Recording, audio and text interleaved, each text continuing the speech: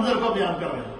حضور فرماتے ہیں کہ جب حضرت آدم علیہ السلام کو اللہ نے قریب کیا اور آپ کو اپنے جب دست قدرت کے بیچ میں لیا، اور جیسے ہی اللہ تعالیٰ کا دست قدرت حضرت آدم علیہ السلام کی پشت پر آیا تو حضرت آدم علیہ السلام کی اللہ نے قیامت تک جتنی اولاد پیدا کرنی تھی، چاہے وہ مرد ہوں یا عورتیں ہوں، جتنی اولاد اللہ تعالیٰ نے حضرت آدم علیہ السلام سے پیدا کرنی تھی، فرمایا اللہ تعالیٰ کا جیسے ہی دست قدرت حضرت آدم علیہ السلام کی پشت پر آیا تو اللہ تعالیٰ نے حضرت آدم علیہ السلام کو اپنی اولاد میں سے ہر مرد اور ہر عورت کو دکھایا، جو قیامت تک کے لیے جتنے انسانوں نے پیدا ہونا تھا، ہر ایک کو حضرت آدم علیہ السلام کو جب اللہ تعالیٰ کا دست قدرت آپ کے اوپر آیا تو آپ کو اللہ تعالیٰ نے اپنے دست قدرت سے نور بخشا، تو حضرت آدم علیہ السلام نے اپنی اولاد میں سے ہر انسان کو اپنے سامنے دیکھا، تمام کموں پہ 1.25 لاکھ انبیاء کو اپنے سامنے دیکھا، ہر وہ بچہ جو قیامت تک جو آخری انسان پیدا ہوگا اس کو دیکھا، اور نہ صرف یہ دیکھا، حضور علیہ السلام فرماتے ہیں کہ حضرت آدم علیہ السلام ہر ایک کی بولی کو بھی سمجھ چکے تھے، ہر ایک کے نام کو بھی جانتے تھے۔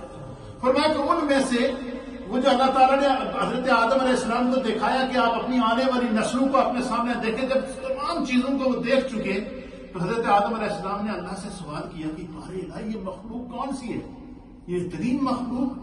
اب مجھے بتائیں قیامت تک کتنے انسان پیدا ہوں گے اور کتنے پیدا ہو کے دنیا کو چھوڑ چکے ہیں؟ اچھا وہ سارا منظور یا تو خدا جانتا ہے اور پھر یا حضرت آدم علیہ السلام جانتے ہیں تو یا پھر خدا کا مصطفیٰ جانتا ہے۔ اب ہم نے آدم علیہ السلام کی ہسٹری مصطفیٰ کریم سے سنی ہے نا۔ اب حضور علیہ السلام فرماتے ہیں کہ جب اللہ تعالیٰ نے اپنے دست قدرت کو حضرت آدم علیہ السلام کی پشت پر رکھا تو آپ نے اپنی تمام اولاد کو اپنے سامنے دیکھا، ان کے نام دیکھے، ان کے گھر دیکھے، ان کا رہن سہن دیکھا، ان کی زندگی دیکھی، ہر چیز آپ کے سامنے۔ فرمایا کہ ان لوگوں میں سے ایک شخص دیکھا حضرت آدم علیہ السلام نے جو بڑا خوبصورت نورانی چہرہ، نوجوان، عمر اس کی صرف 40 سال۔ کتنی عمر؟ صرف 40 سال۔ حضرت آدم علیہ السلام نے جب دیکھا تو ہم نے اللہ کی بارگاہ میں عرض کیا کہ بارے الہ، یہ اتنا خوبصورت نوجوان یہ جو میری اولاد میں سے ہے، یہ اس کی عمر صرف 40 سال ہے اور یہ اتنا حسین و جمیل ہے، یہ کون ہے؟ ابھی پیدا نہیں ہوئے، آپ اندازہ لگائیں۔ نبی پاک نے فرمایا کہ اللہ تعالیٰ نے حضرت آدم سے فرمایا کہ آدم یہ تیری اولاد میں سے داؤد ہے، یہ نبی ہوگا اور اس کا نام داؤد ہوگا۔ حضرت داؤد علیہ السلام کو اللہ تعالیٰ نے، حضرت داؤد علیہ السلام کو جب حضرت آدم علیہ السلام نے دیکھا کہ حضرت داؤد پیدا نہیں ہوئے، ان کی پیدائش کا تذکرہ دیکھیے کہ میں نے حضرت آدم علیہ السلام کہتے ہیں کہ میں نے حضرت داؤد علیہ السلام کو دیکھا کہ بڑا خوبصورت چہرہ، خوبصورت جوان، لیکن عمر صرف 40 سال۔ آپ نے عرض کی کہ بارے الہ اس کی ان کی عمر صرف 40 سال، اتنا خوبصورت جوان ہے اور نبی بھی ہے اور میری اولاد میں سے بھی ہے، تو اس کی عمر کم ہے۔ تو نبی پاک نے فرمایا کہ اللہ تعالیٰ نے حضرت آدم سے فرمایا کہ آدم یہ تقدیر میں جو اس کے بارے میں لکھی جا چکی ہے یہ وہی ہے۔ تو حضرت آدم علیہ السلام نے عرض کیا کہ بارے الہ میں چاہتا ہوں کہ اس کی عمر 40 سال ہے تو 60 سال میں اس کو اپنی عمر میں سے دے کر اس کے 100 سال پورا کروں۔ کیا فرمایا کہ میں چاہ رہا ہوں کہ اس کو میں 40 سال ان کی عمر تو نے عطا کروائی تو 60 سال میں اس کو اپنی عمر میں سے دینا چاہتا ہوں۔ اللہ نے فرمایا کہ اچھا چلو تیری طرف سے میں تیری عمر میں سے 60 سال کیا کر دیتا ہوں۔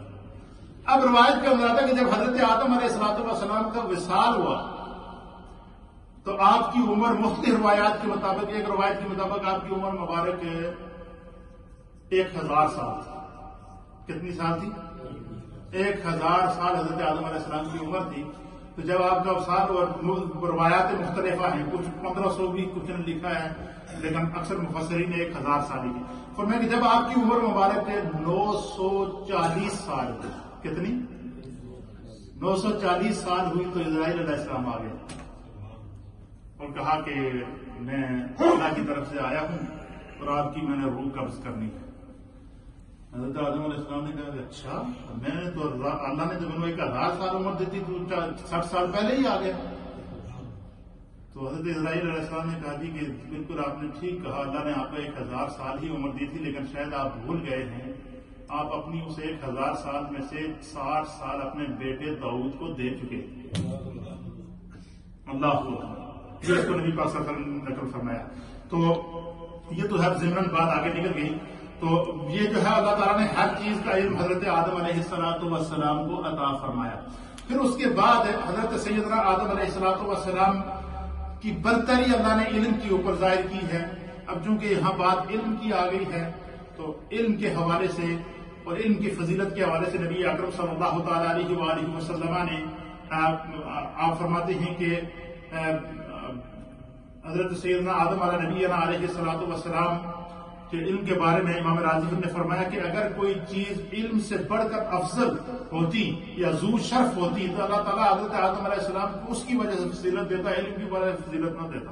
تو اس سے پتہ چلا کہ دنیا میں علم سے بڑھ کر کوئی چیز نہیں ہے، علم کی سب سے بڑی فضیلت ہے. اسی طریقے سے علم کے حضرت صاحب روح بیان کرتے ہیں کہ علم ہر اعتبار سے ذو شرف ہے، یعنی علم کو اللہ نے ہر اعتبار سے عزت عطا فرمائی ہے. اسی